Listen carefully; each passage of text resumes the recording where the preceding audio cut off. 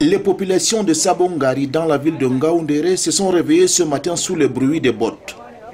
Une scène ultra-violente s'était déroulée dans cette maison durant la nuit du 18 au 19 août 2024.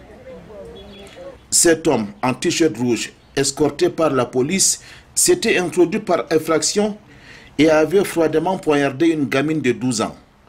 Grièvement blessée, elle est transportée à l'hôpital régional dans un état critique. Elle va rendre l'âme quelques minutes plus tard. Hadjahawa, la dame chez qui la victime était venue passer les vacances, s'était barricadée dans les toilettes pour échapper à ces malfaiteurs et pouvoir appeler les secours. Elle est toujours sous le choc.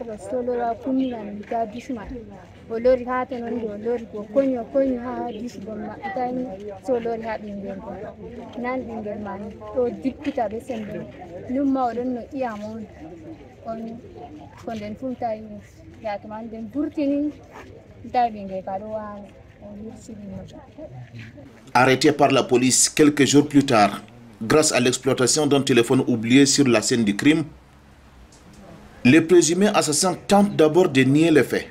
Il ne reconnaîtra pas les faits qui lui sont reprochés et c'est une visite domiciliaire doublée d'une perquisition minutieuse qui nous a permis, dans la chambre de ce dernier, de retrouver dissimulé dans un angle un poste téléviseur de marque Samsung qui sera rapidement reconnu par les propriétaires comme étant celui-là qui avait été volé. Alors que les policiers étaient sur le lieu, en train de mener les premières recherches le lendemain du crime, le présumé criminel revient sur le lieu pour essayer de retrouver son téléphone et brouiller les pistes d'enquête devant les enquêteurs les plus aguerris de la région. Il était habillé en sarrau bleu avec le bonnet, visiblement responsable. Visiblement responsable. C'est lui qui me dit l'assassin serait monté par ici. Il m'a même montré les traits. Ces traits-là sur le cotillon là où l'assassin serait monté puis redescendu. Il est entré avec moi dans cette maison. Ce monsieur. Ramené sur la scène du crime pour la reconstitution des faits, Oumarou Hadabi raconte son forfait dans une plaisanterie hallucinante. Je vais attraper seulement la main qui a mes habits là. Puis seulement arrêter la main. Je dis bon, je fais comme ça. Je le pousse comme ça. Le couteau était au niveau de la gorge. La victime s'appelait Aïcha Mayrama. Elle avait 12 ans et fréquentait à l'école publique de Bamianga. Le 15 août dernier, soit 3 jours avant son assassinat, nous l'avons filmé dans une célébration de fin de lecture du Saint-Coran. Ce jour, elle a été désignée parmi les plus intelligentes de cette école coranique. Aujourd'hui, c'est toute la communauté qui est plongée dans la tristesse et l'effroi.